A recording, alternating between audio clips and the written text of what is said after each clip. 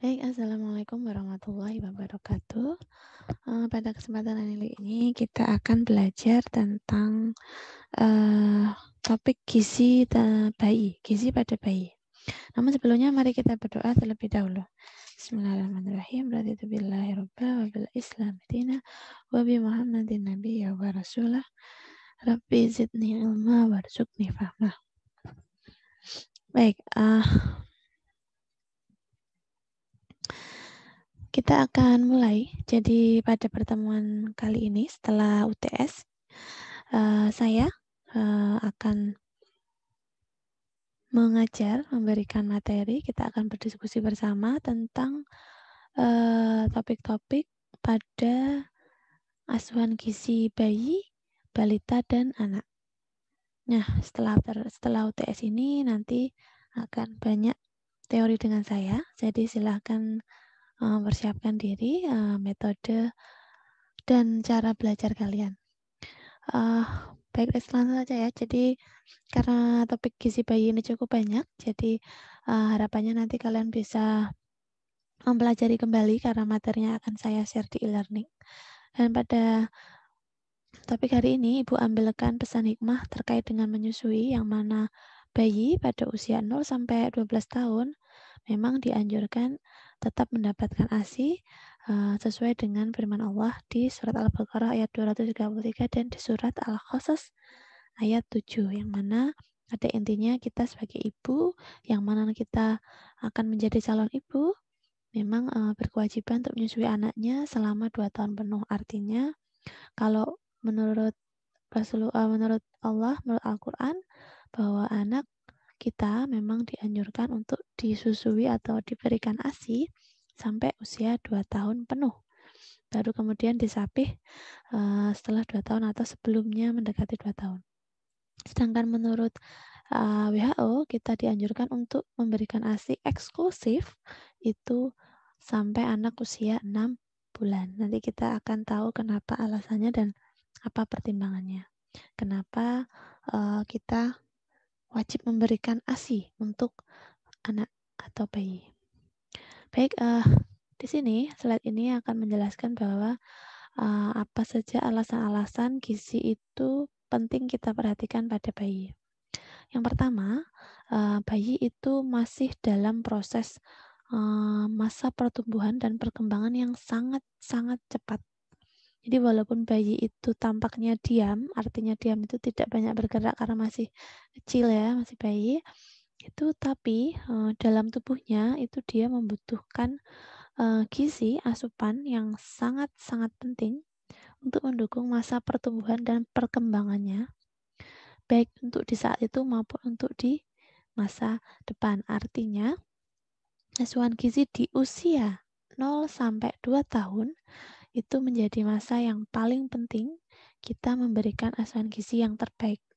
Karena di usia tersebut menjadi masa emas ya, masa emasnya, masa pentingnya. Kalau kita keliru memberikan asupan gizi, kita salah melakukan perawatan atau pemberian gizi, maka akan berdampak di masa depannya ataupun masa dewasanya nanti. Kemudian alasan yang lain, gizi menjadi sangat penting itu untuk mendukung kesehatan di jangka panjang. Artinya, kalau kita salah atau memberikan gizi yang kurang tepat, misalkan orang tua ada yang memberikan anak ini yang makanan-makanan yang tinggi karbohidrat, tinggi lemak, tinggi kalori di usia tersebut 0 sampai 2 tahun atau 0 sampai 1 tahun, itu akan menjadi dampak ketika nanti, terutama dampak bagi kesehatan di jangka panjang. Karena apa? Dengan kita memberikan tadi ya pemberian karbohidrat yang terlalu tinggi atau berlebihan, asupan lemak yang berlebihan, itu nanti juga akan berdampak di masa depannya terkait dengan terjadinya atau terkenanya penyakit tidak menular seperti diabetes, stroke, maupun jantung ataupun penyakit degeneratif yang lainnya. Oleh karena itu, asupan gizi juga penting untuk mendukung pertumbuhan dan perkembangannya supaya bisa optimal di usia tersebut. Artinya, setiap bayi itu punya milestone, setiap anak itu punya milestone, punya tahapan pertumbuhan dan perkembangan. Artinya dia tumbuh, baik itu berat badan maupun tinggi badan, maupun lingkar kepala ataupun lingkar lengan, tapi juga berkembang. Berkembang ini artinya anak juga berkembang dari sisi motorik kasarnya maupun motorik halusnya. Berkembang itu artinya dia paham, dia melalui masa tahapan baik itu mulai dari merangkak, kemudian merambat, berdiri, dan lain-lain sampai seterusnya. Itu artinya perkembangan motorik, perkembangan sih termasuk pemahaman bayi terkait ketika diajak bicara, dia nyambung, dia memberikan respon. Ketika ada respon cahaya, matanya bergerak kanan dan ke kiri, itu artinya pertumbuhan, artinya perkembangan. Perkembangannya itu bisa tumbuh, bisa berkembang sesuai dengan usianya. Artinya setiap tahapan usia itu akan ada peningkatan perkembangan, tahapan perkembangan. Itu menjadi penting, jadi optimal karena didukung oleh gizi yang baik. Jadi pertumbuhan dan perkembangan itu menjadi hal yang berbeda dan kita harus fokus supaya bisa berkembang sesuai dengan usianya dan bisa optimal. Selain itu, gizi menjadi penting karena bisa mengenali dan mengoreksi masalah gizi dan kita bisa mencegahnya untuk masa depan. Artinya, dengan kita melakukan koreksi di rentang usia 0 sampai 2 tahun, ketika mungkin di 6 bulan pertama kita tidak bisa memberikan ASI yang baik, misalkan karena kendala yang lain, kendala yang tidak bisa kita toleransi. Akhirnya di usia 7 sampai 2 tahun kita bisa memberikan asuhan gizi yang lebih baik. Kita mempunyai kesempatan memberikan asuhan gizi yang lebih baik jikalau memang kemarin tidak bisa kita penuhi.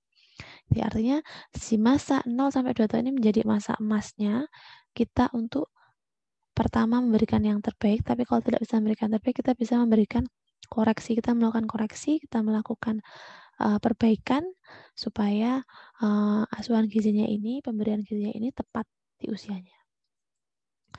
Nah, pertumbuhan pada bayi itu bisa dilihat dari pertama adalah body length atau apa? Panjang badan. Panjang badan atau tinggi badan itu akan meningkat sebanyak 55%. Selain itu juga ada lingkar kepala. Lingkar kepala itu akan meningkat sampai 40%. Sedangkan untuk berat badan itu harusnya meningkat 200%. Sedangkan untuk berat otaknya, ini penting ya, berat otak dilihat dari lingkar kepala tadi ya, ini berkaitan. Ini menjadi indikator bayi itu tumbuh sesuai dengan usianya. Nah, apa itu 1000 hari pertama kehidupan? Ini yang saya maksud tadi adalah masa yang paling penting sejak anak di dalam kandungan sampai dengan anak usia 2 tahun. Di sini ya, 2 tahun dan mulai dari dia di dalam kandungan. Kenapa kita harus memperhatikan asuhan gizinya sejak dari di dalam janin sampai usia 2 tahun? Karena di usia ini adalah masa tumbuh dan kembang yang sangat-sangat optimal, di mana pertumbuhan, baik pertumbuhan maupun perkembangannya itu bisa kita optimalkan jikalau kita bisa memberikan asuhan gizi yang tepat, kita bisa memberikan pengasuhan yang tepat. Sehingga sangat-sangat dianjurkan oleh pemerintah, oleh WHO bahwa dengan kita memperhatikan masa-masa ini, selama ibu hamil, gizi, asam folatnya dipenuhi, zat besinya selalu diminum oleh ibu hamil. Kemudian ibu hamil juga selalu mengkonsumsi makanan gizi seimbang, bervariasi, cukup sayur, cukup protein hewani maupun nabati, cukup lemaknya yang baik, yaitu omega 3, omega 6. Nanti pertumbuhan sejak dari janin ini artinya kita punya tabungan dengan kita mengkonsumsi makanan yang baik, yang bergizi, yang seimbang. Itu saat hamil, harapannya bayi punya bekal, punya cadangan makanan, punya cadangan zat gizi yang juga baik. Artinya asupan gizi yang baik akan mendukung pertumbuhan janinnya juga lebih baik. Nah, ketika hamil, ketika dilahirkan juga akan menjadi tahapan pertama ketika kita melakukan tadi. Pertama kita ketika dia dilahirkan, dia punya hak untuk mendapatkan ASI. ASI itu sebaiknya mulai diberikan ketika dia dilahirkan pertama kali di masa namanya masa IMD atau inisiasi menyusu dini. Inisiasi menyusu dini ini atau IMD itu diberikan saat dia baru saja lahir. Jadi baru saja lahir langsung badannya ditempelkan dalam dada ibu, di dada ibunya. Kemudian dia berusaha mencari puting ibu untuk bisa merangsang ASI-nya keluar. Jadi dan dia juga belajar. Jadi dia tidak diarahkan kepalanya mendekati puting ibu enggak, tapi dia akan belajar merangkak ketika langsung dia lahir.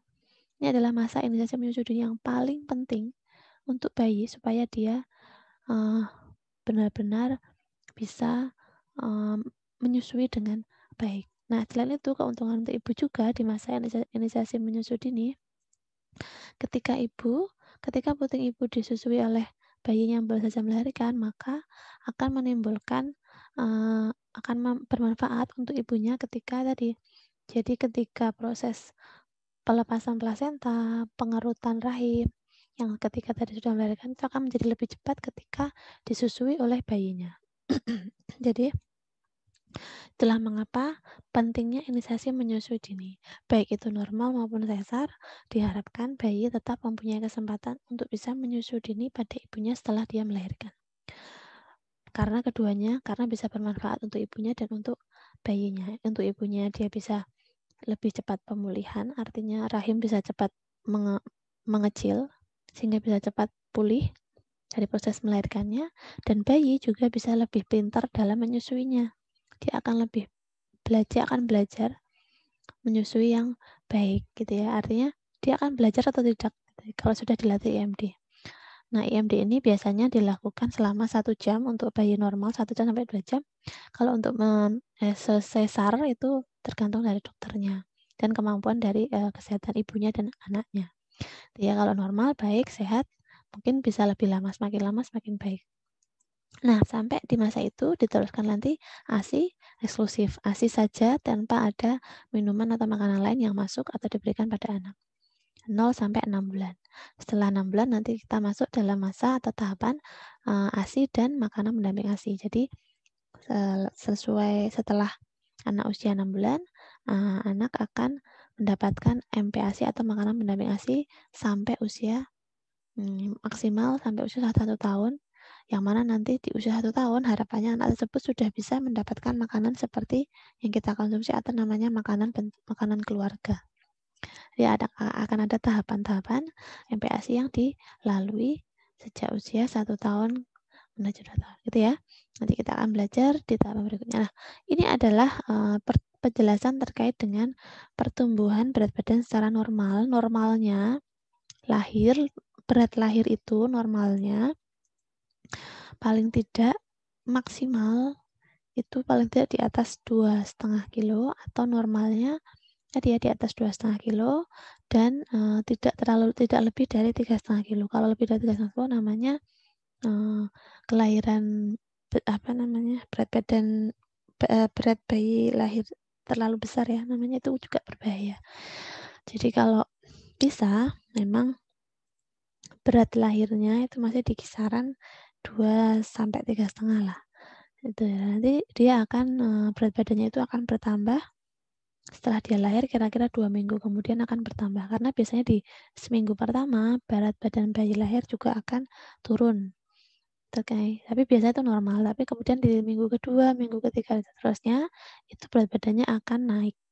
Nah, di mana nanti ini ada perkiraan berat badannya kalau setiap minggunya itu akan bertambah 200 gram untuk ini ya, untuk 3 bulan pertama, untuk anak usia 3 bulan pertama, kemudian anak usia 3 bulan kedua atau sekitar 6 bulan, itu dia akan bertambah 150 gram per minggu, dan nanti pada anak usia kira-kira 9 bulan, dia akan bertambah berat badannya 100 gram per minggu, dan sampai nanti usia 12 bulan akan bertambah.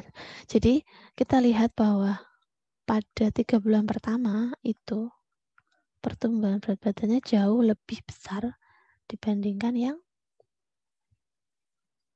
usia di atas 3 bulan. Sehingga Itulah kenapa pentingnya kita perlu memberikan ASI yang baik, ASI yang terbaik untuk anak untuk bisa mendukung tadi berat badannya supaya bisa tercapai 200 gram per minggu pada 3 bulan pertama.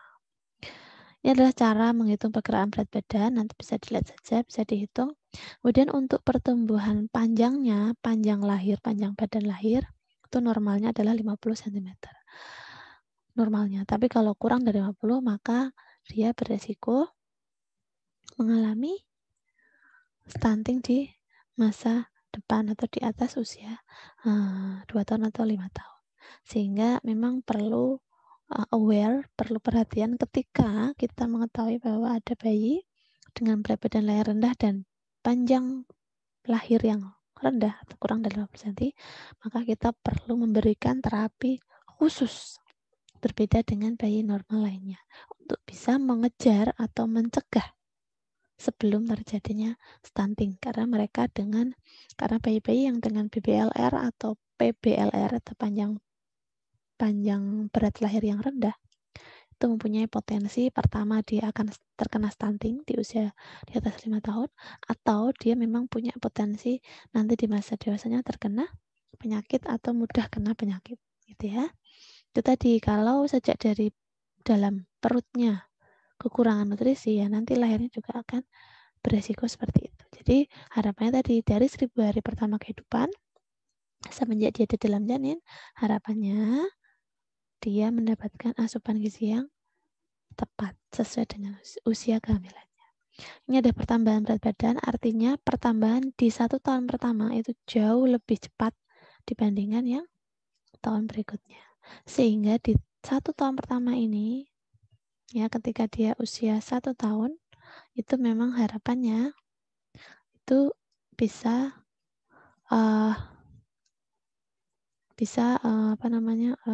fokus atau bisa optimal mencapai ini, ya. Jadi harapannya nanti di usia 1 tahun, sebelum 1 tahun, pencapaian panjangnya itu maksimal atau minimal 25 cm, minimal 25 cm, lebih bagus. Gitu ya. Perkiraan panjang badan nanti bisa dihitung menurut tahun atau menurut ini bisa. Kemudian untuk lingkar kepala, memang untuk lingkar kepala lah ketika lahir kira-kira 35 cm dan akan bertambah setengah cm setiap minggunya. Nah, nanti pertambahan lingkar kepala ini akan menggambarkan pertumbuhan otaknya. Jadi pertumbuhan otak itu juga akan bertambah. Sebagian besar ukuran otaknya akan bertambah. Ukuran bertambahnya otak itu tadi, bertambahnya ukuran otak tadi, itu akan mempengaruhi tadi ya, kemampuan sel-sel kerja otak yang mana otak itu menjadi fungsi segala pusat kerja tubuh kita ya. Mulai dari metabolisme, mulai dari penglihatan, pendengaran, keseimbangan, dan lain-lainnya itu semua berpusat di otak. Sehingga otak menjadi sumber indikator pertumbuhan dengan kita melihat lingkar kepala saat lahir. Ini adalah rumus terkait dengan perhitungan kebutuhan energi pada bayi. Nanti bisa dilihat dengan kalau energi nanti bisa dihitung kira-kira 100 sampai 120 kilokalori per kilogram berat badan. Artinya ini kalau berat badan aktualnya itu normal. Gitu ya, artinya pastikan dulu berat badan anak atau berat badan bayinya itu masuk normal atau ideal atau berat badan aktualnya itu masuk normal. Baru bisa dikalikan dengan energinya sehingga diperoleh kebutuhan energinya berapa. Protein juga sama, ini akan bisa juga mempertimbangkan berat badan bayinya, sehingga nanti tinggal mengalihkan dengan berat badan bayinya. 2,5 gram dikalikan berat badan bayinya misalkan 10 kilo atau berapa, tinggal dikalikan sehingga diperoleh proteinnya dalam satuan gram. Lemak juga sama, kisarannya seperti ini, artinya nanti kita perhatikan bahwa kebutuhan protein, lemak, dan karbohidrat itu harus 100%. Sehingga pastikan kebutuhan karbohidrat itu biasanya jauh lebih besar dibanding lemak dan protein. Itu ya, karena salah satu sumbangan karbohidrat itu diperlukan untuk energi atau nutrisi pada otak, yang mana otak membutuhkan glukosa sebagai nutrisinya, bukan asam amino atau asam lemak, tapi otak itu membutuhkan nutrisi dalam bentuk glukosa, yang mana glukosa itu salah satunya sumbernya adalah dari makanan karbohidrat, tinggi karbohidrat. Jadi ini yang paling penting, pastikan karbohidrat jauh lebih besar, proporsinya kira-kira seperti ini, lemak dan protein kira-kira proporsinya seperti ini. Kemudian untuk kebutuhan energi pada bayi itu bergantung pada beberapa faktor, ini bisa dilihat ya, bisa genetik, bisa karena laki-laki atau perempuan memang ada perbedaan kebutuhan energi, kekurangan komposisi tubuh atau berat badannya, tinggi badannya memang kita berpengaruh pada kebutuhan energi, tingkat metabolisme juga berbeda, suhu tubuh juga akan mempengaruhi kebutuhan energi dan juga aktivitas fisiknya. Semakin diaktif, semakin bertambah usia akan semakin aktif sehingga kebutuhan energinya pun juga akan semakin besar. Tujuannya apa? Kita harus memenuhi energi pada bayi. Pertama, untuk mendukung pertumbuhan dan perkembangannya serta psikometriknya. Tadi sudah saya bilang, gizi itu penting untuk mendukung tumbuh kembang anak. Dan juga untuk mendukung aktivitas fisiknya sehingga anak-anak yang sudah mulai beranjak bertambah usia, dia akan semakin banyak aktivitasnya sehingga kita perlu energi yang cukup untuk bayi. Untuk pemenuhan kebutuhan hidupnya juga bisa untuk memelihara serta meningkatkan kesehatan bayi. Artinya, kita memberikan makan tidak hanya untuk kekenyangannya saja, tapi juga harus memperhatikan bahwa makanan yang kita berikan itu benar-benar sudah tepat, sesuai proporsinya, sesuai kebutuhannya, tidak berlebih, tidak kurang. Tadi yang saya bilang akhir yang nantinya akan berdampak pada kesehatannya. Harapannya kesehatannya ini tetap bisa terjaga dengan kita mengatur tadi pola makan gizi seimbang, bervariasi, dan tadi cukup sesuai kebutuhan di usianya. Jumlahnya itu sesuai dengan kebutuhan usianya. Bukan jumlahnya yang sesuai dengan kebutuhan orang tuanya. Karena biasanya orang tuanya berpikir, oh ini menurut saya cukup. Tetapi kebutuhan anak itu tidak seperti itu. Anak itu punya kebutuhan sendiri sesuai dengan usianya, yang mana orang tua itu harus tahu. Bukan sesuai takaran orang tuanya. Itu yang paling penting ya. Yang perlu kita catat, yang perlu kita edukasi nanti ke masyarakat. Itu ya. Sekarang sampai ke kebutuhan, selain kebutuhan energi, sampai kebutuhan protein. Kebutuhan protein jelas, kebutuhan protein itu hanya kebutuhan protein di usia 6 bulan pertama itu hanya bisa dipenuhi oleh ASI dan bisa pengganti ASI kalau memang ibunya memang tidak bisa memberikan ASI. Kemudian protein dalam tubuh bayi itu juga berfungsi untuk sebagai zat pengatur, pembangun, perbaiki jaringan. Kalau ada luka, ada perbaikan jaringan, ini protein sangat penting. Bisa membantu enzim, membentuk hormon, menghasilkan hormon, membentuk antibodi. Itu peran protein dan juga membantu proses regulasi. Protein sangat penting untuk bayi, untuk mendukung tumbuh kembangnya, hormon, enzim, dan proses regulasi lainnya.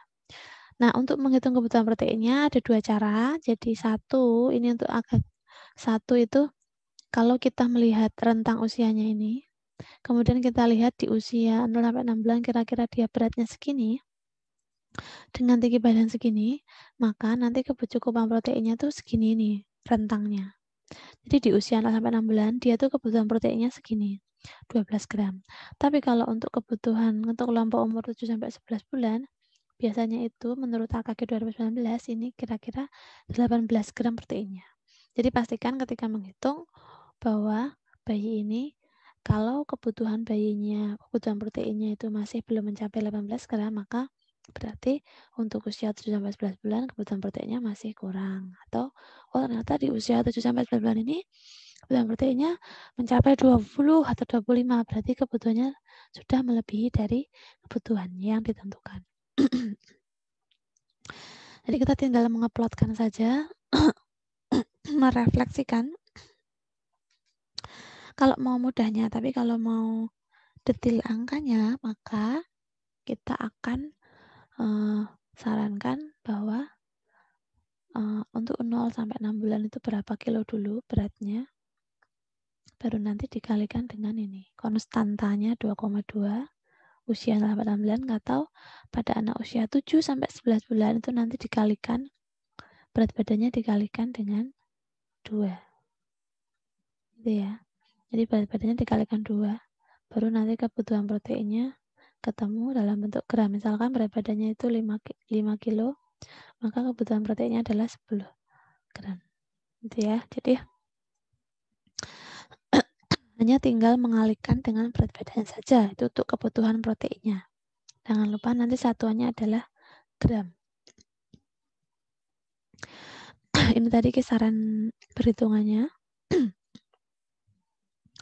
Nah, untuk perhitungan kebutuhan gizi makro, baik energi, protein, lemak, karbohidrat, ini saya ringkas di sini. Yang artinya bahwa saya pesan berkali-kali bahwa pastikan kebutuhan karbohidratnya itu kira-kira di atas atau sama dengan 60%, bisa 60%, bisa 7%, bisa 80%, tapi jadi lemaknya itu, lemak dan proteinnya itu kira-kira segini. Bisa kisaran 15-20, bisa kisaran 20 sampai 25 untuk lemak gitu ya.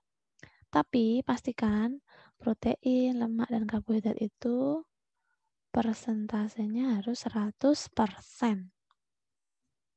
Selalu berkali-kali saya sampaikan untuk menghitung kebutuhan zat gizi makro, karbohidrat, protein, lemak, pastikan 100% dengan proporsinya karbohidrat itu yang paling besar, kemudian bisa protein, bisa lemak, atau lemak dulu bisa protein. Tergantung tadi.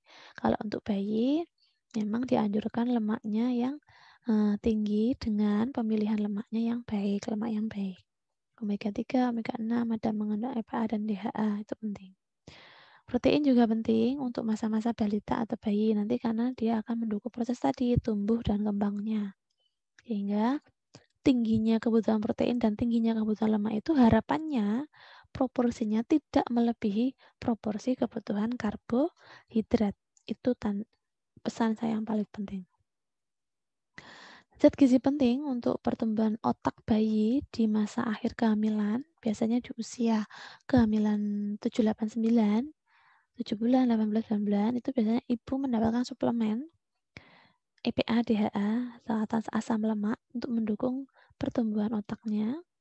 Ini salah satunya itu. Kemudian di awal kelahiran biasanya diberikan juga suplemen. Salah satunya bisa protein, zat besi, zinc, copper atau tembaga, PUFA atau lemak, asam lemak, dan kolin. Nanti fungsinya tadi untuk terkait dengan ini. Itu yang bisa dibaca lagi. Untuk asam lemak esensial, baik itu DHA ataupun asam lemak atau asam amino, ini menjadi hal yang paling penting untuk mendukung struktur jaringan otak. Kemudian untuk bisa tadi supaya dengan pertumbuhnya otak dengan memberikan nutrisi yang tepat pada otak atau pada pertumbuhan jaringan yang khusus untuk otak, harapannya nanti bisa juga berdampak pada tingkat kecerdasan, tingkat kepercayaan diri, dan tadi output lainnya terkait dengan perkembangan si anak. Baik, fokus pada penilaian status gizi pada bayi. Bayi itu artinya dia berusia 0 sampai 1 tahun. Nah, untuk menghitung status gizinya, kita bisa menggunakan namanya aplikasi WHO Antro 2005. Yang mana untuk WHO Antro ini kita bisa gunakan sampai anak usia 5 tahun. Jadi untuk anak usia 0 sampai 5 tahun, kita bisa menggunakan aplikasi WHO Antro untuk bisa mengetahui apa status gizi pada bayi tersebut.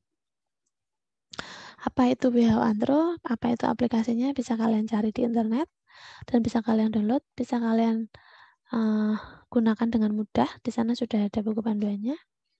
Nah, nanti dalam aplikasi WHO Antro nanti, kalian diminta untuk memasukkan data usia yang ter-up-to-date, artinya usia sesuai dengan saat dia diukur. Masukkan berat badannya harus yang berat badan aktual atau idealnya, tinggi badan atau panjang badannya, dan usia tadi. Setelah dimasukkan, nanti akan keluar grafik. Grafiknya itu ada 4 juga, terdiri dari tadi ada grafik terkait dengan indikator BB per U, TB per U, BB per TB, dan IMT per U. Nah, nanti dari plot-plot 4 grafik ini akan kita baca berdasarkan tabel di sini. Kalau BB per U-nya normal atau di atas misalkan begini, misalkan BB per U-nya masuk di sini, BB BB per U-nya itu masuk di sini misalkan. Kemudian TB per U-nya di sini. BB per TB-nya ada ke arah kurus atau di bawah -2 dan terdeviasi. Kemudian IMT-nya nanti akan menggambarkan titik-titiknya di sini misalkan.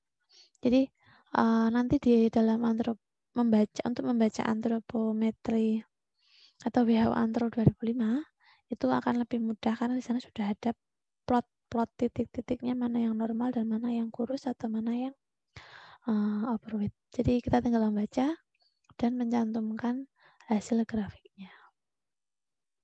Ini lebih mudah dalam menentukan status gizi. Harapannya nanti kalian bisa lebih paham penghitungan status gizinya menurut indikator pertumbuhannya yaitu BB per U, TB per U, BB per TB, dan IMT per U. Nah, faktor-faktor yang menentukan kebutuhan zat gizi pada bayi itu tergantung dari mungkin variasi individualnya, artinya memang ada berat badan, tinggi badan, nilainya, aktivitasnya dipengaruhi, pembentukan jaringannya atau tumbuh kembangnya dipengaruhi oleh sel-sel yang rusak, itu ada berapa banyak. Nah, sampai di sini Ibu jelaskan terkait dengan perbedaan kebutuhan energi untuk usia 0-2 bulan dengan yang usia 3-4 bulan atau di atasnya. Di sini terlihat bahwa kebutuhan energi ini sangat-sangat penting di usia 0-2 bulan. Kenapa?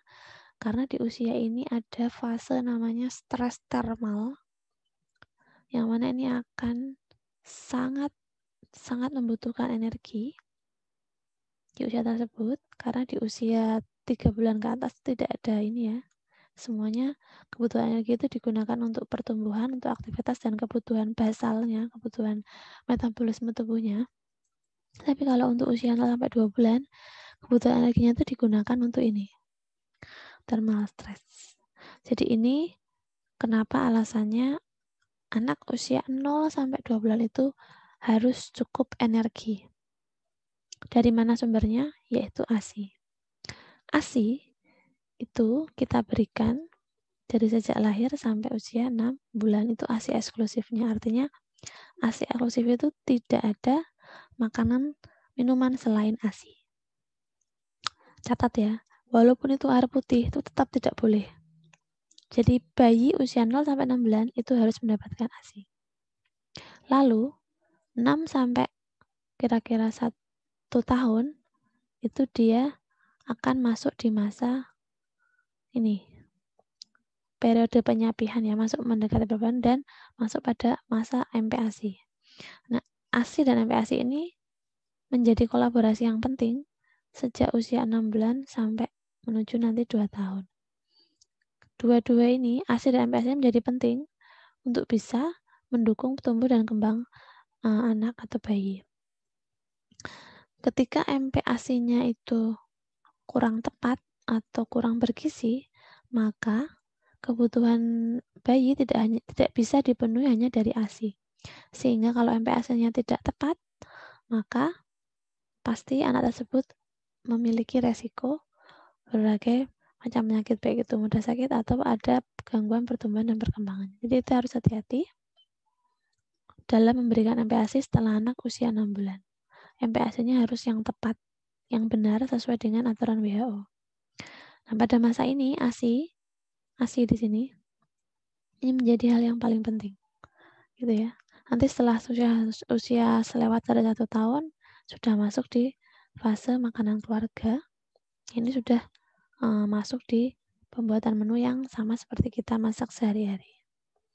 Kemudian sampai di slide ini, apa sih tujuan memberikan makanan pada bayi? Pertama, benar, kita harus tujuannya itu adalah memberikan zat gizinya sesuai kebutuhan bayi. Untuk apa? Gizi itu digunakan untuk memelihara kesehatan, menjaga supaya tetap sehat, menjaga supaya ketika dia sakit dia tetap bisa membentuk antibodi supaya bisa cepat sembuh. Pertumbuhan dan perkembangannya bisa terdukung dengan baik, aktivitasnya bisa optimal, jadi motorik kasar dan motorik halusnya tetap bisa berkembang sesuai usianya. Itulah kenapa kita harus memberikan makanan pada bayi atau gizi. Dan yang paling penting, kita memberikan makanan itu tidak hanya untuk kekenyangannya saja, tidak hanya untuk kesehatannya saja, tetapi dalam proses memberikan makanan ini, kita bertujuan, kita berusaha dapat mendidik kebiasaan makan yang baik pada anak sejak kecil. Nah, kenapa di sini penting memberikan makanan itu menjadi tujuan mendidik kebiasaan makan yang baik? Nanti kita akan tahu alasan di belakang. Jadi memberikan makanan bayi itu tidak hanya asal kenyang, asal dia mau, asal dia sehat saja. Tapi dalam proses tahap pemberian makan bayi itu kita ada proses namanya mendidik kebiasaan makan bayi. Bayi kalau sudah dididik teratur tertib makan pagi kapan, makan siang kapan, makan sore kapan, dia akan paham, dia akan hafal, dia akan terbiasa mengetahui jadwal-jadwal makannya tanpa dia harus melihat jam makan, gitu ya. Itu yang paling istimewa dari bayi. Kemudian, selain kita mengatur jadwal makan, kita juga harus mengatur porsi makan kita. Kita harus melatih bentuk-bentuk makanan yang sesuai dengan perkembangannya untuk bisa mendidik mereka baik dalam hal motorik kasar dan motorik halusnya. Sehingga kita tuh memberi makan tidak hanya asal memberi makan, tapi juga mendidik dari pengaturan jadwalnya, dari pengaturan porsinya, dari bentuk makanannya, kemudian dari cara kita memberikan makan. Apakah kita menyuapinya terus-menerus, apakah kita latih dia untuk makan sendiri. Itu mendidik mereka saat makan. Kemudian apakah saat memberi makan kita mengajak mereka bermain, apakah mengajak mereka jalan-jalan, apakah mengajak mereka duduk di tempat makannya sendiri. Itu menjadi poin penting dalam mendidik kebiasaan makan pada bayi. Itu yang paling penting. Kemudian sampai di syarat makanan bayi. Ya, yang pasti harus cukup energi, zat gizinya terpenuhi, semua gizinya seimbang, bervariasi, ya kan? Menunya seimbang. Seimbang itu artinya apa? Setiap kali makan itu harus ada makanan sumber karbohidrat, makanan sumber lemak, makanan sumber protein hewani dan protein nabati itu harus ada vitamin dan mineral, itu menjadi poin tambahan. Jadi sekali makan itu harus lengkap, seimbang, bervariasi, itu yang paling penting. Bentuk dan porsi disesuaikan sesuai dengan daya terima, toleransi dan keadaan valve, artinya disesuaikan usianya, karena setiap usia kan ada tahapan gigi, pertambahan jumlah gigi, kemudian pertambahan kemampuan tangan tadi memegang makanan, tuh di usia berapa, itu kita sesuaikan bentuk dan porsinya. Dan yang paling penting harus menjaga kebersihannya saat menyiapkan makanan dan saat memberikan makanan pada bayi. Untuk praktek pemberian bayi atau praktek pemberian MPASI-nya, makanan pendamping ASI-nya, sebenarnya bayi itu makanannya pertama untuk usia kalau sampai 6 bulan adalah ASI. Makanan yang paling baik, terbaik. Kemudian di usia 6 sampai 11 bulan dia mulai makanan saring, bertahap lumat, bertahap menjadi kecincang dan kasar. Sampai di makanan keluarga, nanti dia sudah makanan yang utuh biasa seperti kita makan di usia lebih dari 12 bulan. Nah, untuk pembahasan kali ini kita akan bahas untuk bayi, yang mana bayi akan mendapatkan ASI dan MPASI, gitu ya, karena MPASI itu kan tadi sampai usia 12 bulan ke bawah dia masih dalam tahapan dari saring, lumat, lunak, kasar sampai makanan keluarga. Nah, sampai di ASI, saya akan bahas tentang ASI dulu. Jadi nanti akan ada ASI dan MPASI. Untuk yang ASI, yang paling penting direkomendasikan bahwa kalau dia berat badannya normal, panjang badannya normal, kondisi tubuhnya tidak ada penyakit apapun, penyakit penyerta apapun, maka dianjurkan dengan sangat-sangat ASI diberikan 0 sampai 6 bulan tepat, tidak lebih, tidak kurang. Sesuai anjuran WHO. Karena nanti akan memberikan manfaat baik itu bayi maupun untuk ibu. Nah, kelebihannya kalau seorang ibu memberikan ASI, bentuk tubuhnya akan lebih cepat ideal. Kemudian akan mencegah adanya alergi pada bayi. Tentu kita akan lebih hemat karena tidak harus membeli susu formula. Nah, tidak perlu juga kita harus repot membawa alat-alat peralatan kemana-mana karena kita hanya berbekal dengan ASI yang ada dalam ibunya. Dan IQ bayi menjadi lebih tinggi karena bayi mendapatkan ASI eksklusif. Selain itu, ibu juga akan menurunkan resiko terjadinya baik itu kanker, payudara maupun ovarium, dan osteoporosis. Sehingga harapannya dengan menyusui, kita bisa lebih erat hubungannya, ibu jadi lebih sehat, lebih cepat berlahiran kembali, anak juga lebih sehat karena selain sehat juga cerdas karena IQ-nya menjadi lebih tinggi. Dan harapannya ASI ini lebih istimewanya apa? ASI, kebutuhan gizi pada ASI itu akan menyesuaikan kebutuhan zat gizi pada bayi sampai usia 6 bulan. Sehingga ASI diciptakan oleh Allah, ASI dianjurkan oleh Allah untuk diberikan pada bayi karena tadi ASI itu memiliki zat gizi yang sangat baik untuk bayi. Selain zat gizi juga akan memberikan kecerdasan pada anak. Nah, ASI sendiri yang paling pertama keluar, jadi ASI yang paling pertama kali keluar ketika ibunya melahirkan atau setelah melahirkan adalah bernama kolostrum. Warnanya jauh lebih keruh dibanding ASI biasa yang warna putih. Tetapi ASI awal ini merupakan cairan emas karena apa? Di sana itu banyak mengandung antibodi, banyak sel darah putih, bisa membersihkan mekonium atau mencegah kuning pada bayi. Ya, ASI menjadi hal yang penting untuk mencegah kuning pada bayi. Juga terdapat zat gizi untuk mendukung faktor pertumbuhan dan yang paling penting tinggi vitamin untuk bisa mencegah terjadinya infeksi pada bayi di usia kurang dari 1 tahun. Manfaatnya apa? Untuk bayi tadi sudah saya jelaskan.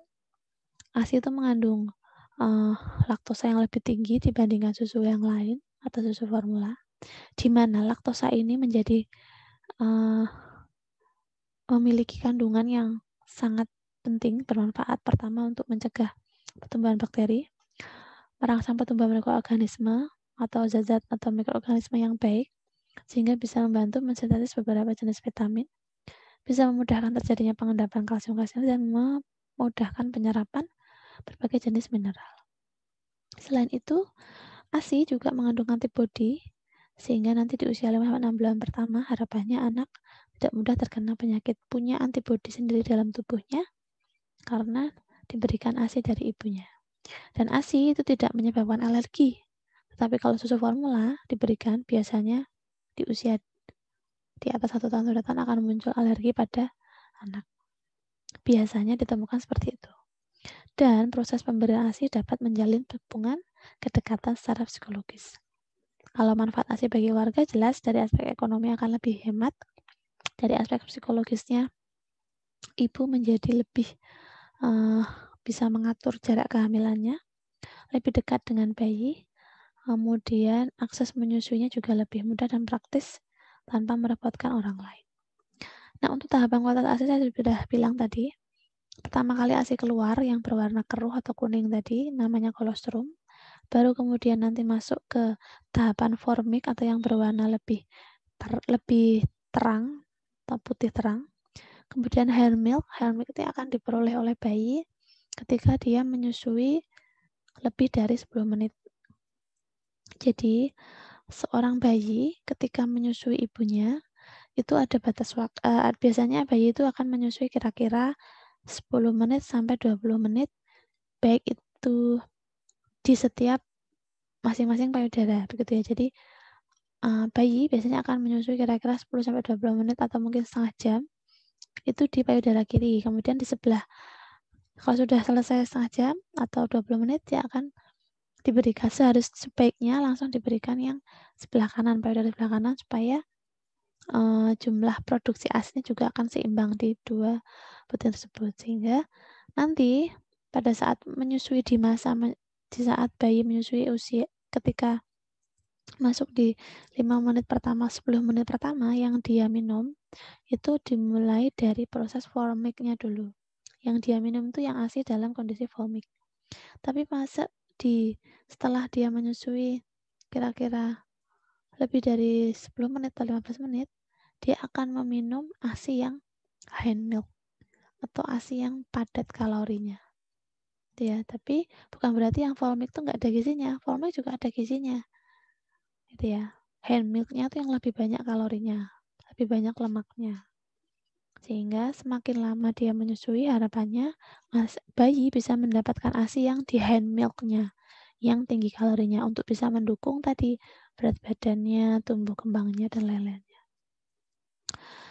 Nah, jangan heran kalau bayi itu minumnya di usia hari-hari pertama itu hanya sedikit. Ya karena apa? Memang kebutuhannya itu hanya segini. Hari pertama, dia itu hanya butuh ASI segitu aja. Jadi nggak usah khawatir ibu-ibu yang ketika baru saja melahirkan bingung nggak bisa mengeluarkan ASI-nya banyak. Karena memang bayi itu yang baru lahir kebutuhannya ya hanya segini, nggak usah mikir banyak-banyak. Tapi kalau ibunya mikir harus dibanyakin, ya otomatis dia akan over kebutuhannya akan kelebihan. Sehingga nanti di hari-hari berikutnya kebutuhan ASI-nya itu akan bertambah sedikit demi sedikit. Nah, bertambahnya jumlah kebutuhan ASI untuk bayi itu juga akan seiringan atau beriringan dengan peningkatan jumlah ASI yang diproduksi oleh ibunya jikalau memang ibunya rajin memberikan ASI pada anaknya. Sehingga harapannya ASI yang diberikan itu sudah sesuai dengan yang dibutuhkan oleh bayi. Sehingga jangan lupa ya, jadi kalau jangan pernah berpikir bahwa bayi yang baru lahir itu butuh ASI yang banyak atau berlimpah. Enggak, gitu ya. Tidak mesti, karena bayi itu yang baru lahir, ukuran lambungnya itu masih kecil, daya tampungnya itu masih kecil. Jangan bingung, jangan resah, ibunya tetap harus fokus dalam proses asupan gizi yang baik untuk bisa mendukung kelancaran ASI. Nah, kelancaran ASI ini peran ahli gizi sangat penting. Kita perlu mengetahui makanan-makanan apa yang bisa memperlancar ASI. Bagaimana kita mengatur stres seorang ibu supaya tidak mempengaruhi produksi ASI. Sehingga asupan minuman, cairan, makanan itu harus diperhatikan pada ibu menyusui yang baru saja melahirkan supaya tadi ASI-nya bisa berkualitas, jumlahnya semakin meningkat sesuai dengan tadi kebutuhan ukuran besarnya lambung bayi tadi. Ya. Jadi semakin sering disusui akan semakin sering diproduksi dan akan semakin banyak jumlah ASI-nya. Lalu komposisi ASI itu apa saja sih? Nah, yang paling penting bedanya ASI dengan susu formula itu adalah di ini. ASI itu lebih banyak perbandingan protein whey dan kaseinnya sebenarnya segini. Jadi dengan proporsi segini itu akan lebih mudah diserap.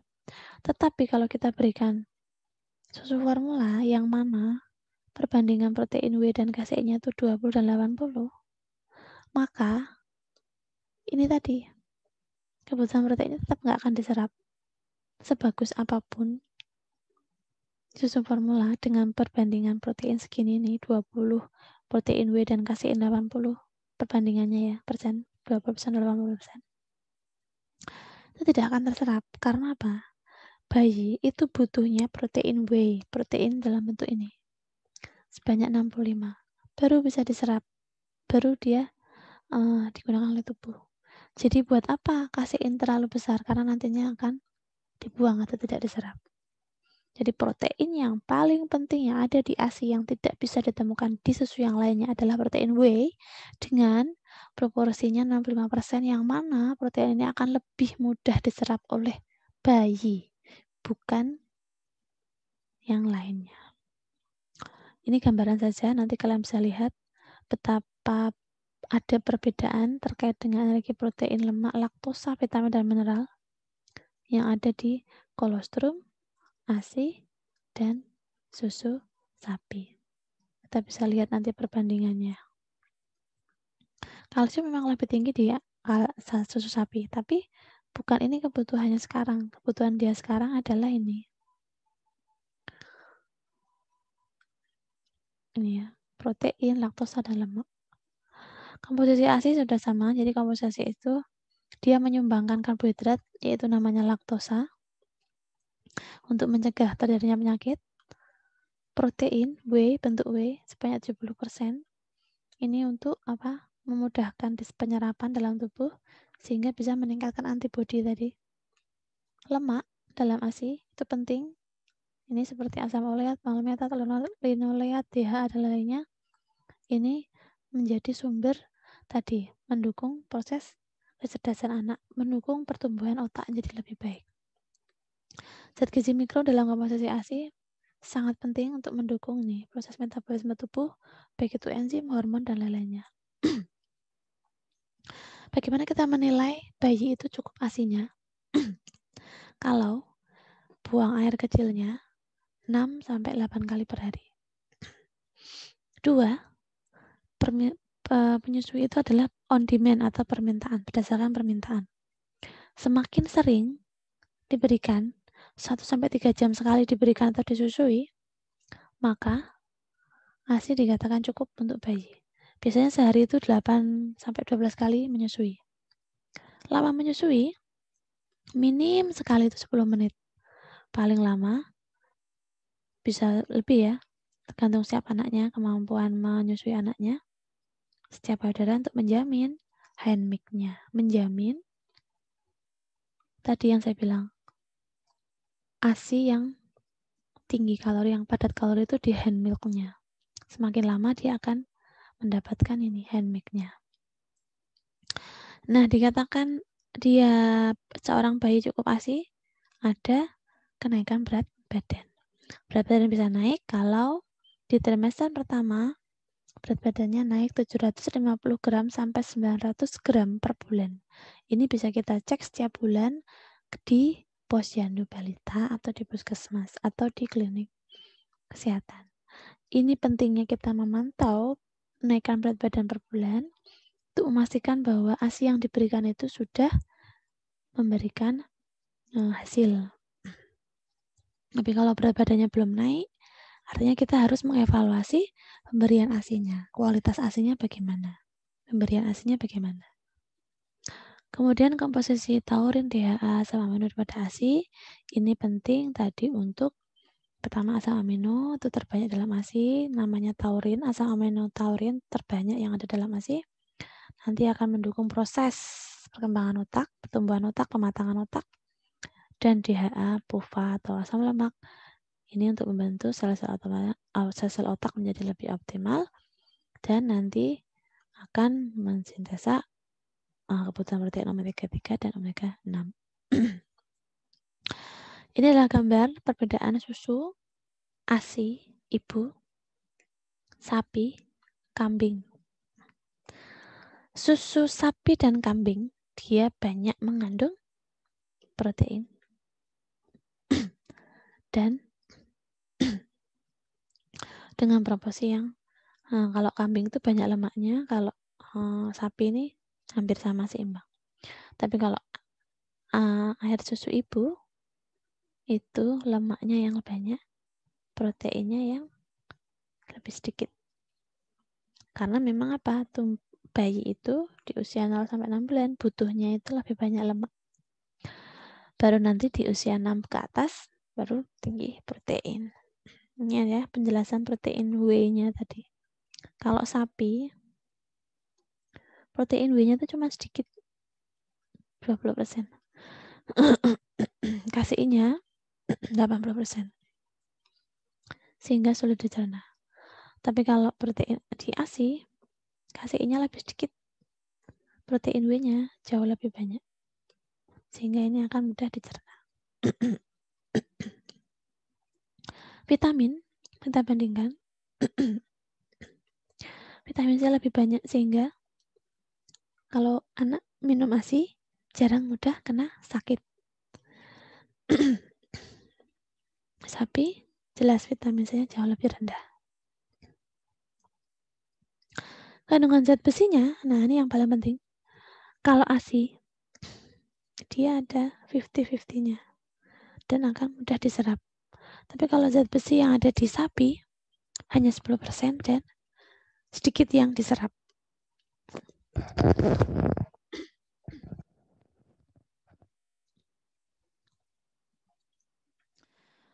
Kemudian, ini menurut WHO atau UNICEF, kapan anak itu bisa atau boleh mendapatkan susu formula.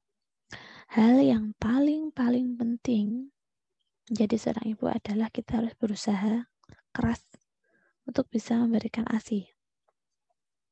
Bagi seorang ibu yang tidak beruntung memberikan ASI, karena dia HIV, karena dia sakit berat, parah, atau karena dia herpes, atau karena memang dia mengkonsumsi narkotik, itu tidak bisa direkomendasikan menyusui anaknya. Atau ada kendala di bayi. Bayi mengalami kelainan bawaan yang mana dia tidak bisa mentoleransi adanya fenilalanin dalam tubuhnya. Sehingga mau nggak mau dia harus mendapatkan makanan atau yang mirip dengan ASI yang tidak mengandung fenilalanin. Ini karena kelainan bawaan tadi. Sejak dari dalam janin sudah ada kelainan bawaan, sehingga tidak bisa dia mendapatkan ASI, dia harus mendapatkan susu formula khusus. Bayi tidak bisa ASI eksklusif jika lahirnya prematur. Jadi kalau prematur memang dia disarankan diberikan susu formula, namun kalau sudah mulai membaik, berat badannya sudah mencapai normal sesuai usianya, dia harus diberikan ASI. Atau memang si bayi mengalami hipoglikemia, dia harus mendapatkan susu formula. Jadi dalam kondisi sebagaimanapun selain dari ini, harapannya bayi tetap bisa mendapatkan ASI, ibu juga tetap bisa memberikan ASI. Tapi kalau kondisi bayi tidak memungkinkan dia bisa mendapatkan ASI, seperti dia mengalami hipoglikemia, dia prematur, berat badannya terlalu rendah, kemudian bayi mengalami kelainan metabolisme, atau si ibu memang sedang sakit parah, HIV, tidak ada terapinya apapun, ibunya sedang mengkonsumsi narkoba atau narkotik, maka tidak disarankan memberikan ASI dan memang diharuskan diberikan susu formula. Itu menurut aturan WHO. Dan jika ibu yang mengalami cacar air, hepatitis, dan TBC, atau ibu yang sedang mengkonsumsi obat analgetik dan antibiotik, ibu tetap bisa memberikan ASI. Itu yang paling penting ya. Nah, sampai di usia tadi 6 bulan sampai 12 bulan. Tadi yang usia 6 bulan kita jelaskan banyak hal terkait ASI. Sekarang di usia 6 sampai 12 bulan kita bahas terkait dengan makanan pendamping ASI yang tepat, yang baik. Menurut WHO, kita harus memberikan makanan itu tepat waktu. Tepat waktu, adekuat, jumlahnya baik itu jumlah maupun frekuensinya, harus aman, bersih dan sehat, bergizi, harus responsive feeding, harus bisa diberikan sesuai dengan kondisi bayi. Kemudian frekuensinya juga harus diperhatikan, teksturnya juga harus disesuaikan dengan tahapan usianya dan harus bervariasi. Lalu apa penjelasan dari masing-masing yang ditentukan tadi? Kita mulai dari responsive feeding. Responsive feeding artinya kita saat memberikan makan itu dalam kondisi tidak ada paksaan. Dek, saatnya makan, sekarang makan. Tidak bisa. Jadi kita harus membuat suasana makan itu suasana yang menyenangkan untuk anak. Tidak ada paksaan. Si anak tidak terpaksa, si ibu juga tidak merasa dipaksa, tidak merasa memaksa anak tersebut untuk makan. Jadi benar-benar responsive feeding itu kondisinya tidak ada distraksi, tidak ada gangguan, tidak ada paksaan. Saat makan, harapannya bayi itu menikmatinya dalam kondisi yang lapar. Memang kondisinya anak itu memang lapar. Sehingga ketika diberikan makan, dia akan merespon positif. Dan diberikan dengan menyenangkan. Tanpa paksaan, slowly dan patiently. Tidak ada paksaan. Dan harapannya tidak ada penolakan. Anak itu mau. Ketika dikasih makan, mau. Nggak ada penolakan. Baik itu dari pemilihan makanannya, baik itu dari rasanya, teksturnya, lalu bagaimana metode pemberiannya itu, anak tetap bisa menerima dengan baik. Jadi, pastikan dalam memberikan makanan itu waktunya tepat dan diberikan dengan cinta, dengan sayang, dan berbicara dengan halus, dengan baik, dengan memperhatikan kontak mata. Karena dengan kita memberikan makan, kita memberikan makan itu tidak hanya makan, tapi juga kasih sayang dan perhatian yang baik. Selain itu juga adekuat. Jumlah MPASI-nya itu harus sesuai kebutuhan bayi dan harus berkualitas atau bergizi. Bergizi itu artinya memenuhi kebutuhan energinya dan memenuhi kebutuhan zat makro maupun mikronya. Nah, pastikan menunya MPASI itu lengkap, bervariasi, dan gizi seimbang. Ada karbohidrat, protein hewani, protein nabati, lemak, dan vitamin serta mineral. Kenapa harus memberikan makanan MPASI yang lengkap, yang komplit, yang bervariasi, yang seimbang? Karena pada usia 6 bulan sampai usia 9 bulan sampai dengan 1 tahun, di usia 6 sampai 1 tahun ini, bayi memiliki potensi kekurangan kebutuhan energi dari ASI, sehingga harus dipenuhi kebutuhan energinya dari MPASI atau makanan tambahan tadi. ASI yang warna kuning ini, kebutuhan energi yang diberikan oleh ASI segini. Jadi semakin bertambah usia, semakin menurun pemenuhan kebutuhan dari energi dari ASI. Nah, untuk memenuhinya, padahal di usia 6 bulan itu dia harus naik, itu harus butuh MPASI.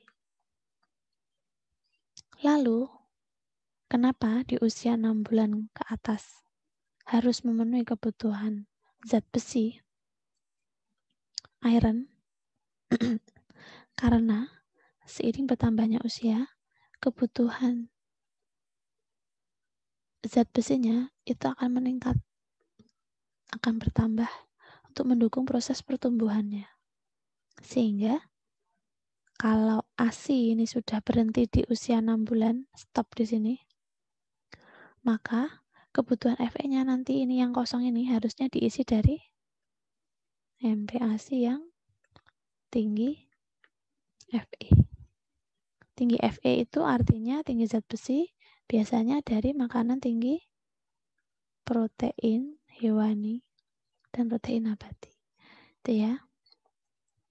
Ini contoh MPASI yang mengandung karbohidrat hewani, protein nabati, dan sayuran, bahkan buah. Buah diberikan secara terpisah. Dan yang paling penting adalah lemak. Lemak di sini yang harus ditambahkan adalah bisa minyak sayur biasa, santan, bisa EVOO yang khusus untuk lemak untuk bayi balita, atau mentega atau margarin atau makanan sumber lemak lainnya. Yang harus ditambahkan di sini selain memberikan rasa, tapi lemak ini meningkatkan kebutuhan energinya sehingga makanan MPASI menjadi padat energi.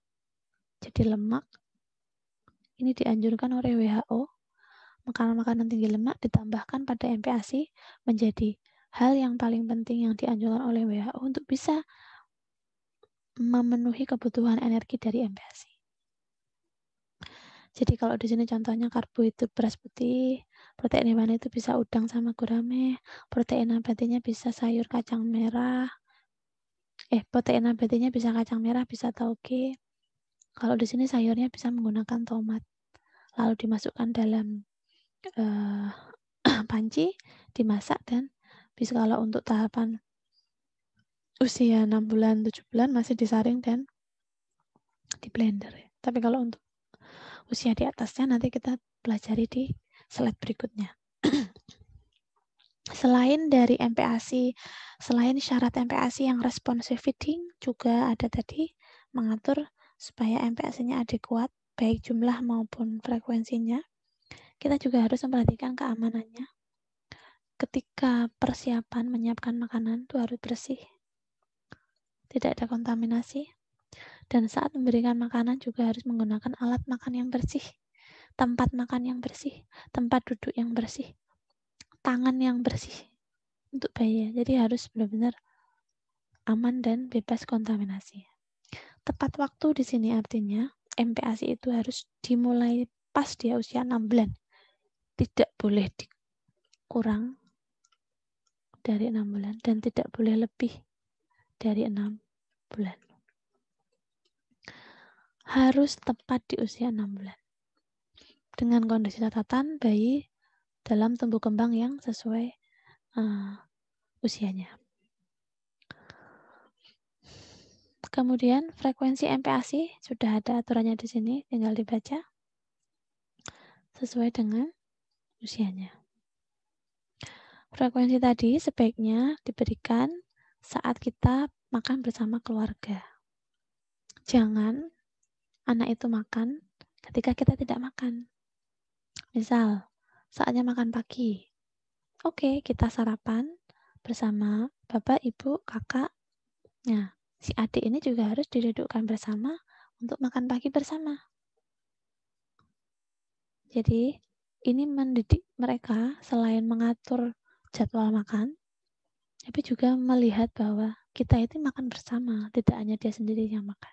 Sehingga semangat untuk makan, ada yang dilihat, oh ternyata kakak makannya banyak sekali, dia jadi ikut-ikutan makan.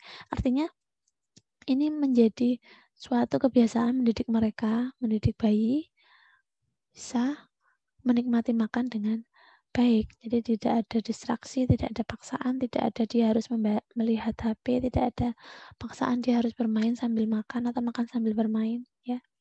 Jadi frekuensi makan itu harus diatur sesuai dengan jamnya. Jadi jangan mendekati jam tidur, jangan mendekati setelah minum ASI, ya itu salah. Nanti MPASI-nya nggak akan dimakan karena dia sudah kenyang, sudah diberikan ASI.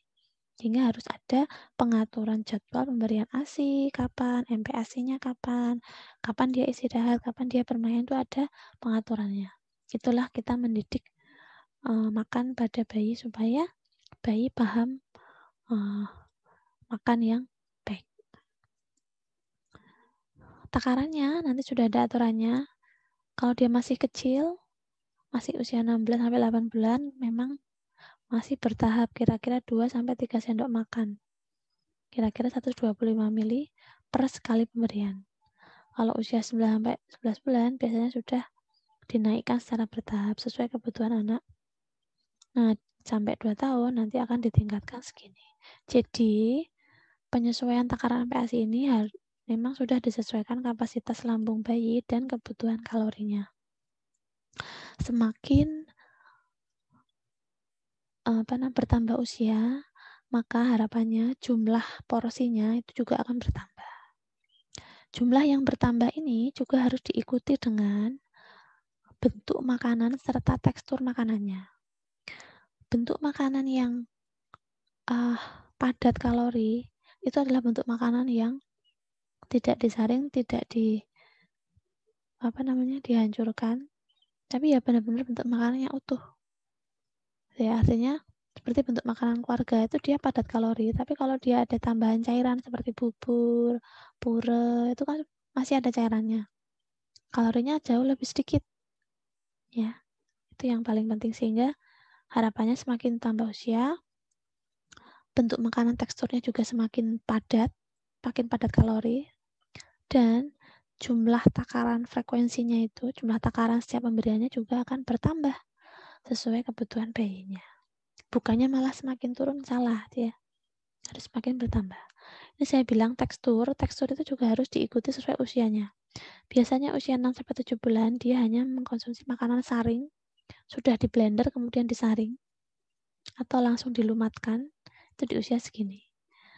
Tapi ketentuannya, supaya makanan tersebut tidak terlalu encer dan padat kalori, harapannya ketika sendok makan itu dimiringkan, bubur tersebut atau puroo tersebut tidak langsung tumpah. Ada jedanya. Tidak langsung pure tumpah karena banyak air tadi, tapi ada kekentalan, tekstur kentalnya itu ada. Meskipun dia ada dilumatkan atau dia disaring. Kemudian di usia 8 bulan, dia sudah mulai finger food, artinya potongan-potongan buah kecil-kecil, potongan makanan-makanan yang dia potong kecil-kecil, yang bisa dia pegang, finger food, yang bisa dia pegang sendiri, kemudian dia masukkan dalam mulut, itu menjadi, sudah mulai dikenalkan sejak usia 8 bulan. Usia 9 bulan sampai 11 bulan, sudah tidak disaring, hanya dicincang atau diiris saja. Dia akan makan sendiri.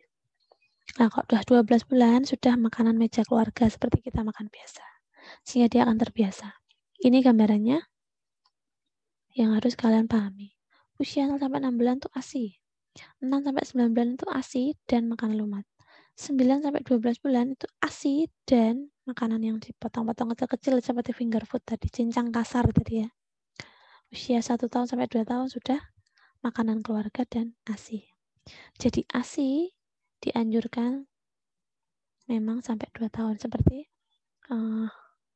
yang ditentukan oleh Allah sejak dari dulu kala, sejak dari zaman Nabi Muhammad SAW, Nabi Adam juga ya. Jadi memang ASI itu dianjurkan sampai 2 tahun karena memang secara ilmiah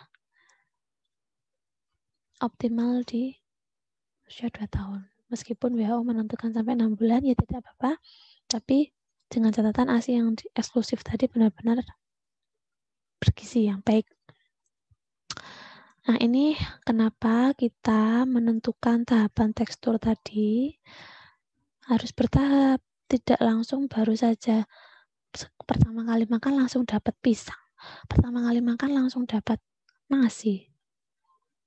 Ini hal yang paling penting kita ketahui bahwa di usia 5 bulan bayi itu baru bisa menggerakkan sendi rahangnya dan baru bisa belajar tentang refleks menghisap karena kan dia masih terbiasa dengan ASI. ASI itu kan dia hanya menghisap.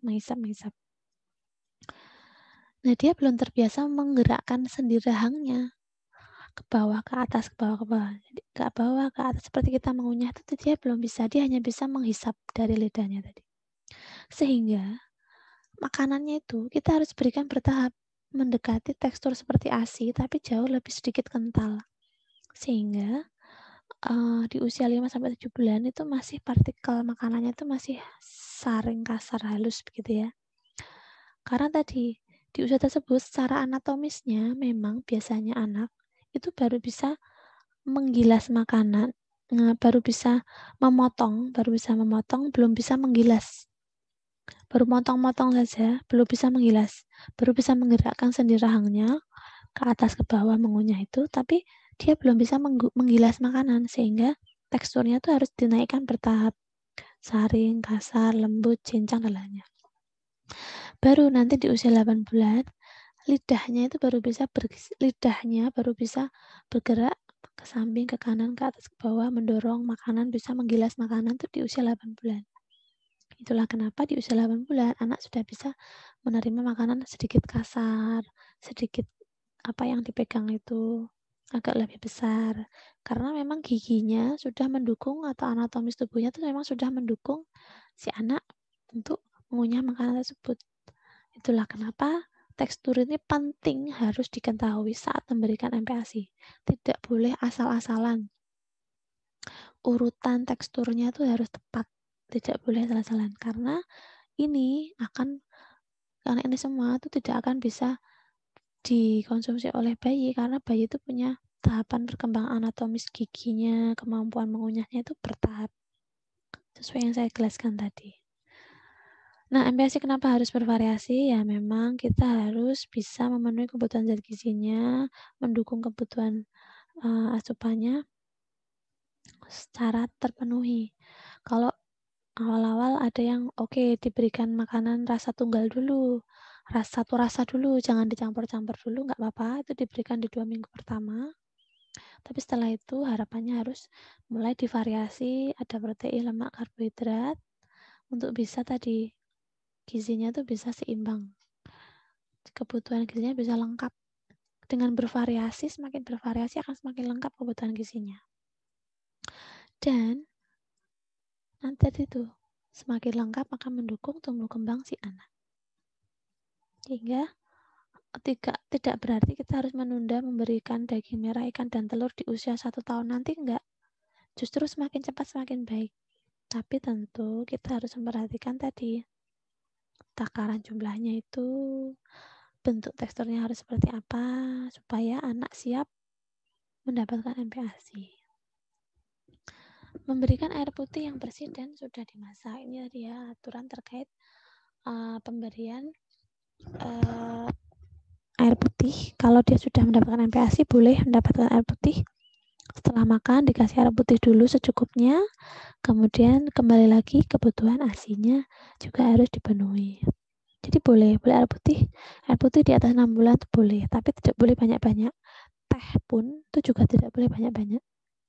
Semakin pertama kali dia dikenalkan minuman manis, itu akan diingat terus oleh si bayi, itu makanan yang enak, itu minuman yang enak, sehingga harapannya MPASI ini rasanya sesuai dengan bahan makanan yang diberikan.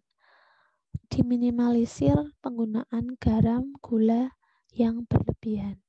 Boleh menggunakan garam, gula, tapi sedikit saja, merica pun sedikit saja.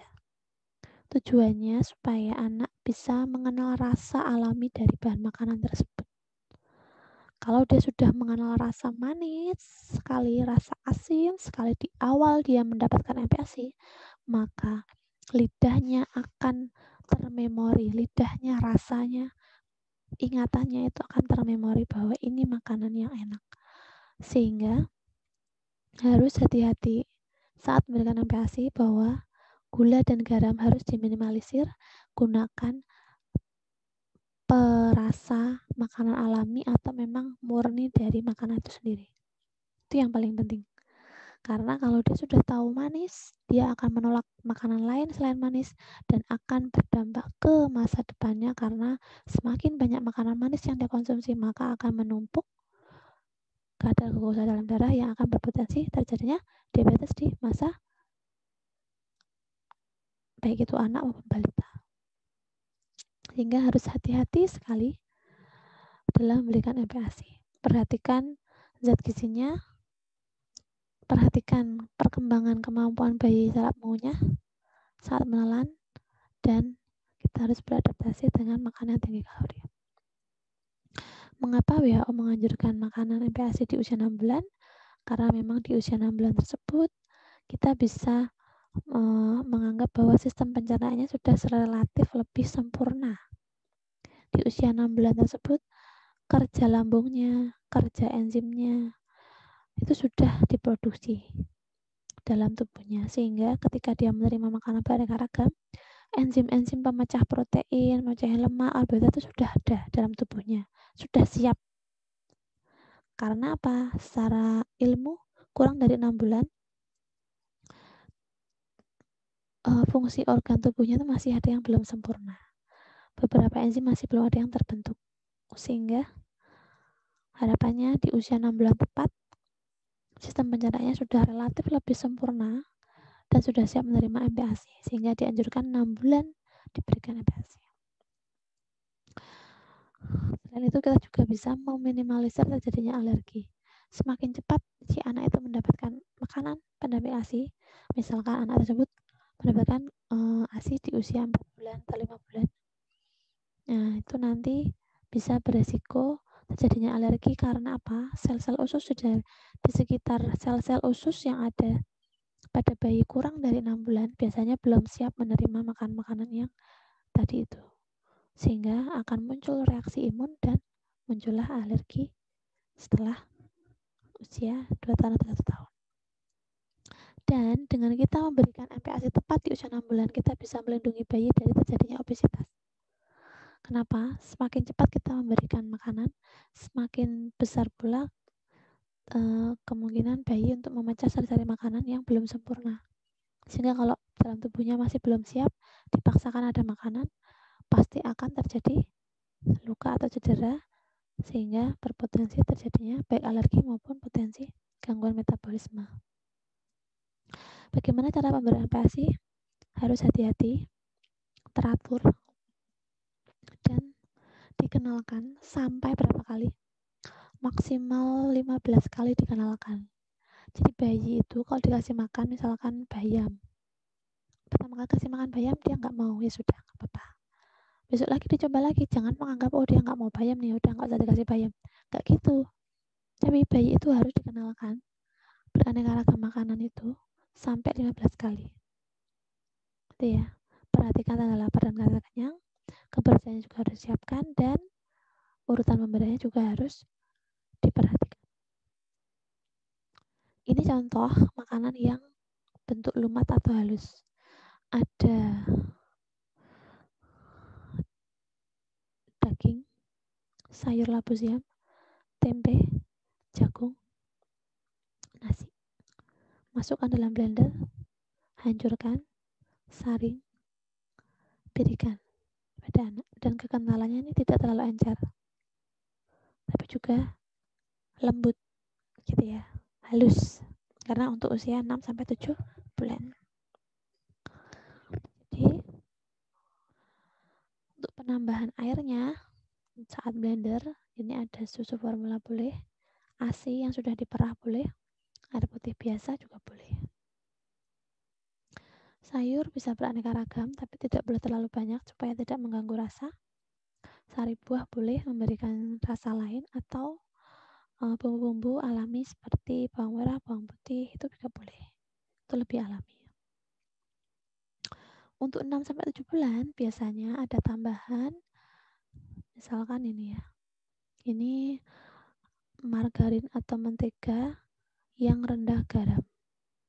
Biasanya kan margarin itu kan ada, kalau misalkan margarin normal ya, margarin yang kita beli normal itu ada garamnya lebih tinggi. Tapi kalau untuk bayi dianjurkan yang rendah garam, margarin yang rendah garam contohnya ini. Dan juga ditambahkan ini, olive oil. Masukkan saja ketika sudah selesai diolah, disaring, tinggal ketika mau disuapi, kasihkan aja ini. Minyak olive oil ini secukupnya aja, 1 sendok teh sudah makan. Ya, untuk menambahkan makanan ini supaya padat kalori. Anjuran WHO tentang takaran garam juga ada. Tadi saya bilang garam dan gula dibatasi saja menurut WHO agar tidak berlebihan supaya nanti tidak berpotensi hipertensi. Karena memang yodium itu penting untuk kecerdasan sehingga garam juga perlu, tapi tadi ini batasannya. Garam kurang dari 1 gram per hari sesuai dengan usianya, dan harapannya makanan-makanan yang tinggi zodium bisa kita ambilkan dari makanan-makanan alami, seafood, rumput laut, susu, ikan, air tawar, dan lain-lainnya. Tidak harus diberikan garam pure, tapi bisa kita carikan makanan yang memang sumber yodium. Nah, gula juga ada batasannya WHO. Harapannya dibatasi. Dan ini adalah aturannya. Tidak lebih dari 5 gram. Kalau fruktosa glukosa tidak boleh melebihi ini sehari. Ini contoh-contoh contoh-contoh makanan yang bisa menyumbang lemak dan memberikan rasa yang enak. Jadi ada olive oil, ada keju. Ini keju-keju yang cocok untuk bayi, bukan keju-keju yang sering kita beli di luaran ya. Ini butter rendah garam, bisa dipakai saat mengolah makanan MPASI, jadi rasanya lebih enak, lebih sehat karena rendah garam. Keju ini juga penting, jadi tidak asal keju yang kita beli seperti yang lainnya, ada merek-merek tertentu yang memang dia rendah garam. Dan sumber lemak lainnya yang lain yang bisa memberikan lebih murah, santan bisa, minyak biasa juga bisa, EVO atau minyak jagung. Ini adalah contoh makanan tahapan lumat dengan frekuensi yang diberikan kira-kira seperti ini. Ya, 2-3 hari mendorong rasa, ada tahapan kekentalannya juga harus bertahap. Dari mulai yang kayak gini, naik lagi, agak kasar, cincang, dan sudah kasar. Ini contoh ketika pura kalau dimiringkan itu tidak segera jatuh. Tapi dia ada sedikit jeda. Inilah kenapa pura itu perlu kita perhatikan, jangan terlalu banyak cairannya. Supaya meskipun dia pura, atau bubur cair atau bubur saring, dia tetap ada kalorinya. Tidak banyak airnya, tapi ada zat gizinya.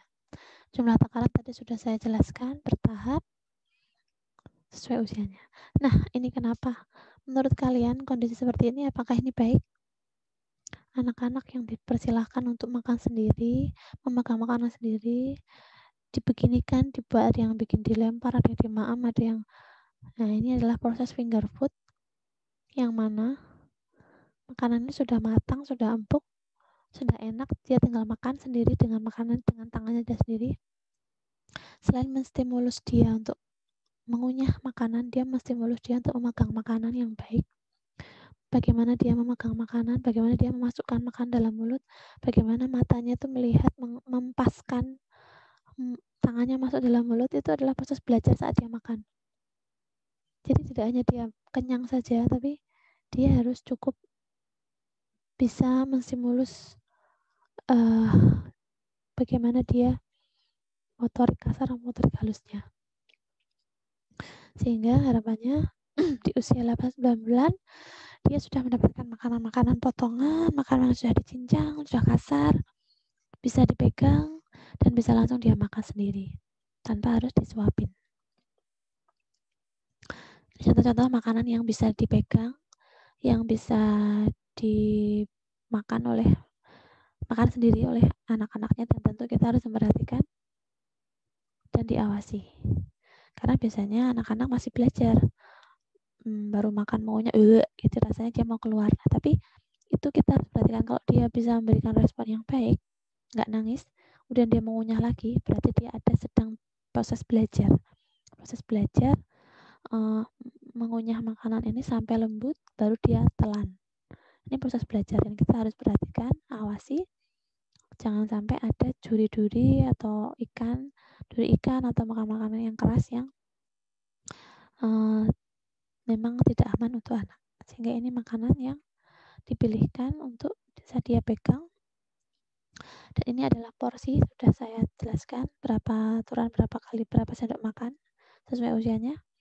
Ini makanan lembeknya, sudah tadi memperhatikan frekuensi dan jumlah takarannya. Kalau usia 9-12 bulan itu harus bertahap, jumlahnya juga harus bertahap.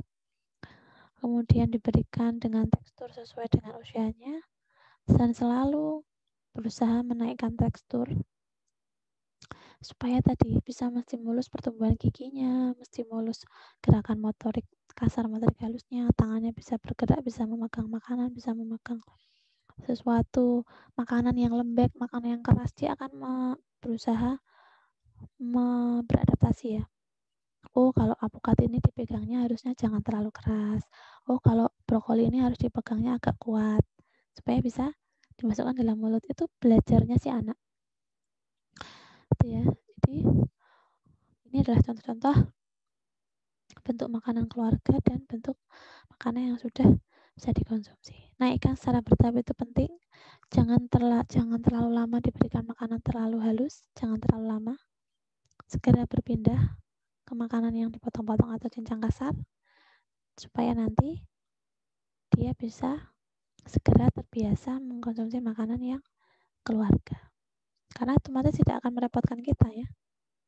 6 bulan ini ya, bertahap, cincang kasar, halus, lembut. Ini lembut, lunak, ini agak sedikit kasar, ini udah mulai dicincang-cincang kecil-kecil, udah mulai agak besar. Ini harus penting diperhatikan, tahapannya harus diingat-ingat. Dan yang paling salah, yang paling sering dilakukan adalah biasanya tidak memperhatikan kualitas dari MPASI-nya. baik dari kualitas, kuantitas, dan frekuensi. Dan harus diberikan dalam kondisi anak itu memang sudah siap makan, yaitu 6 bulan. Dan memang anak memang dalam kondisi lapar atau dia harus makan. Perlakuan salah bisa dilihat nanti. Biasanya kebanyakan pemberian madu, teh ini harus dihindari. Madu memang baik, tapi untuk 1 tahun ke bawah tidak baik karena akan menimbulkan alergi. Teh juga tidak baik karena akan memperparah kondisi anemianya. Karena bayi pada saat usia 6 sampai 1 tahun tadi berpotensi kekurangan zat besi. Jadi kalau dia banyak diberikan teh akan semakin terjadi anemia karena teh itu adalah menyerap Fe, menyerap zat besi, sehingga semakin banyak teh akan beresiko terjadinya anemia. Hindari teh dan madu, dan harus selalu memberikan makanan yang bergizi, seimbang, sesuai waktunya, dan minimalisir gula, garam, dan maksimalkan bumbu yang sudah ada. Ini contoh menu yang bisa kalian lihat. Artinya harus ada karbohidrat, protein hewani, protein nabati, lemak, dan sayur. Itu yang paling penting saat memberikan MPASI. Bumbu yang bisa digunakan, kalau memang kita bingung rasanya mau bagaimana, kita bisa gunakan berbagai macam bumbu di Indonesia yang sangat lengkap. Ini saya berikan salah satu contohnya aja. Dan yang paling penting, kesimpulan pada pelajaran hari ini, zat gizi di 1000 hari pertama kehidupan menjadi peran yang sangat penting untuk kesehatan bayi saat ini dan di masa yang akan datang. Dan ASI itu menjadi pilihan yang pertama dan utama bagi bayi menjadi makanannya di usia sejak kecil tadi. Dan MPASI yang diberikan tepat waktu, cara yang benar, dengan jumlah dan frekuensi yang tepat sesuai dengan usianya, itu juga akan mendukung pertumbuhan bayinya menjadi lebih optimal. Dan MPASI yang berkualitas, mudah, dan terjangkau menjadi hal yang paling penting. Artinya kita memberikan MPASI itu sesuai dengan makanan keluarga yang sering kita makan di keluarga. Tidak harus mencari makanan-makanan yang mahal-mahal seperti salmon atau ikan-ikan lain yang dirasa tidak mampu dari sisi ekonomi, tetapi tetap bisa memenuhi kebutuhan zat gizi tadi yang bervariasi dan bergizi seimbang. Ini rujukan yang bisa kita lihat. Itu rasa cukup. Kalau ada pertanyaan nanti bisa disampaikan. Alhamdulillahirabbil alamin. Wassalamualaikum warahmatullahi wabarakatuh.